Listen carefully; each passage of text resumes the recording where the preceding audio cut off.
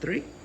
Okay, now I'm going to describe some of the ultrasound techniques for obtaining arterial access. So we're going to start with radial and ulnar. So as I first touch the probe to the patient's skin, I'm going to check that the orientation is correct. So I'm going to touch the left side down, and I can see here there's a change on the left side of the screen. So my left-right orientation is correct. And I'm going to adjust the depth as necessary for radial and ulnar access. Generally, the depth doesn't need to be very deep, and so adjusting the depth down will make the artery appear bigger, like that. And I tend to also increase the gain to make everything in the picture brighter. And so those two controls are good to dial in before you start your procedure.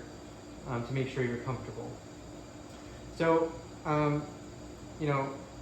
as expected, he has a radial artery here, which lines up with his pulse. I'm going to compress a little bit and show that there are some venous structures in the area as well that we'll want to avoid.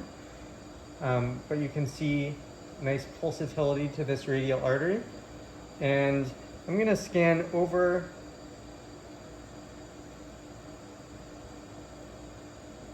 and show the ulnar artery, which is over here on the medial side of the forearm, and go back to the radial. And you can see as I scan distal, the radial goes deeper and has a tortuous course, so I tend to scan proximally to find a nice track of vessel where I can place a catheter. And I can scan this all the way up the arm. And you can see we have a very nice target, and that's about mid-forearm right there. So next, I'm going to apply some more gel, and I'm going to show the brachial artery,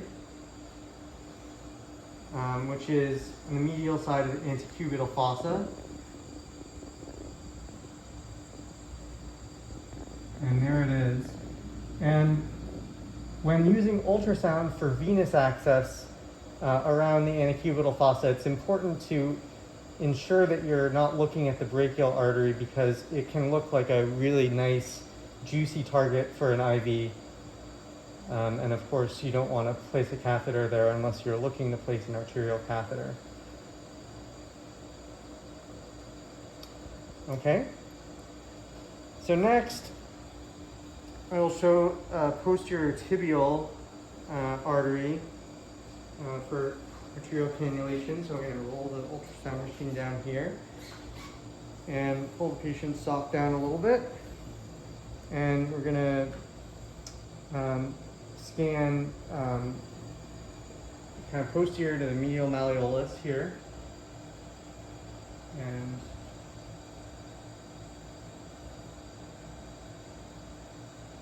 you can see right here is where I think my artery is. So I'm going to try to compress as best I can. And it looks like this is actually the artery here, which is the least compressible. I have my depth turned all the way down, so this is as big as it's going to get on this ultrasound. But there's a pulsatile structure, which I will scan up and down, and you can see it here. I'm a little bit restricted in my probe positioning by the medial malleolus, but I can still see a pulsatile artery. And we'll release pressure to show some venous structures surrounding it. Great. Cool.